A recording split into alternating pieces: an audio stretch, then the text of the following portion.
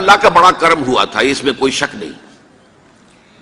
اس ملک میں 1974 میں جو فیصلہ ہوا قادیانیوں کے غیر مسلم اقلیت قرار پانے کا، وہ واقعہ یہ ہے کہ بہت ہی مبارک فیصلہ تھا۔ اس کے لیے تحریک جو اٹھی وہ بھی بہت ہی عمدہ تھی، بہت پرامن تھی، بہت منظم تھی۔ مولانا سید محمد یوسف بن نوری رحمۃ اللہ علیہ اس کے قائد تھے۔ کوئی سیاسی لیڈر جو ہے اس میں نمایاں نہیں تھا، خالص دینی تحریک تھی۔ پھر اس وقت ہمارے ہاں حکمران ذوالفقار علی بھٹو، حالانکہ خالص سیکولر ذہن کا آدمی، اور قادیانیوں نے اسے سپورٹ کیا تھا 1970 کے الیکشن میں۔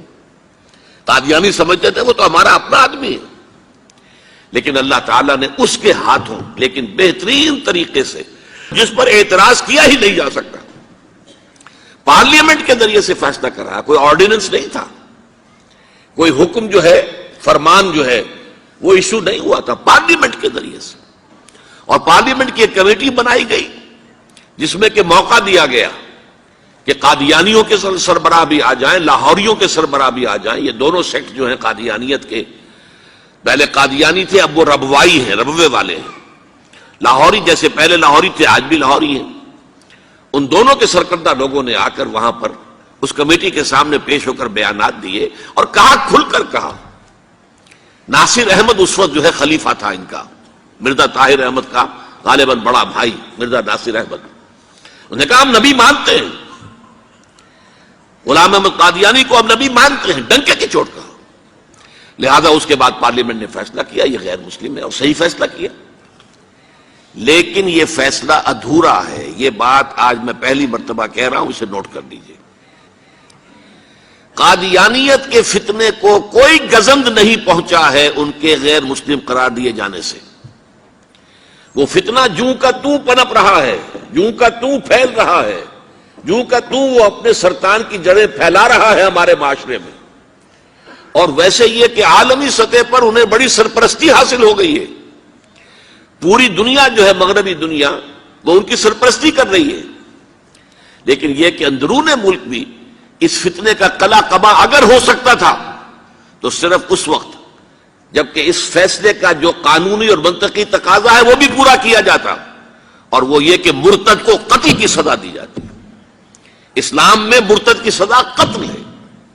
وہی میں نے آپ سے عرض کیا، حضرت ابوبکر صدیق کے زمانے میں کیوں قتال کیا گیا، اور جتنے بھی لوگوں نے نبوت کے دعوے کیے انہیں کیوں قتل کیا گیا ہمیشہ اسلام کی تاریخ میں۔ لہذا مرتدین کی سزا، سزائے قتل جب تک نافذ نہیں ہوگی اس فتنے کو کوئی گزر نہیں پہنچے گا، بلکہ وہ تو اپنے آپ کو مظلوم سمجھتے ہیں اور مظلوم کیسے سے پیش کرتے ہیں۔ اور ظاہر بات ہے کہ وہ سارے شعائر، چاہے آپ آرڈیننس نافذ کر لیں، لیکن ان کے جمعے کی نماز ہوتی ہے۔ یہ ٹھیک ہے کہ وہ مسجد کی شکل نہیں بنا سکتے، ماڈل ٹاؤن میں ایک بڑی کوٹھی کے اندر ان کا جمعہ ہوتا ہے، ان کی عیدیں علیحدہ ہوتی ہیں، وہ سارے شاعر اسلامی کو استعمال کر رہے ہیں، اور الٹا مظلومیت جو ہے اس کا لبادہ اوڑھ لیا ہے۔ جیسے دنیا میں یہودیوں نے ہولوکوسٹ کی مظلومیت کا لبادہ اپنے اوپر اوڑھا ہوا ہے۔ ہم جو چاہے ظلم کر لیں نوع انسانی پر، ہمیں کوئی گدن نہیں پہنچا سکتا، اس لیے کہ ہم نے اتنا بڑا ظلم سہا تھا، ہولوکوسٹ، ہمارے 60 لاکھ آدمی جرمنوں نے ختم کر دیے تھے، تو اب اگر 8-10 لاکھ مار دیں فلسطینی یا کوئی اور عرب یا اور مسلمان تو کون سی بڑی بات ہے۔ اسی طرح قادیانیوں نے مظلومیت کا لبادہ اوڑھا ہوا ہے، اور ان کو کوئی گدن نہیں پہنچا ہے جب تک کہ قتل مرتد کی سزا یہاں نافذ نہیں کی جائے گی۔ اس میں یہ ہونا چاہیے تھا کہ جس روز میں یہ فیصلہ ہوا ڈکلیئر ہو جاتا ساتھ ہی، اب تک کے جو قادیانی ہیں آج کے اس تاریخ سے فیصلے سے پہلے وہ تو اقلیت قرار پائیں گے، انہیں قتل نہیں کیا جائے گا، لیکن اس فیصلے کے نفاذ کے بعد جو شخص بھی قادیانیت اختیار کرے گا اس پر قتل مرتد کی سزا، اس کی حد جاری کی جائے گی۔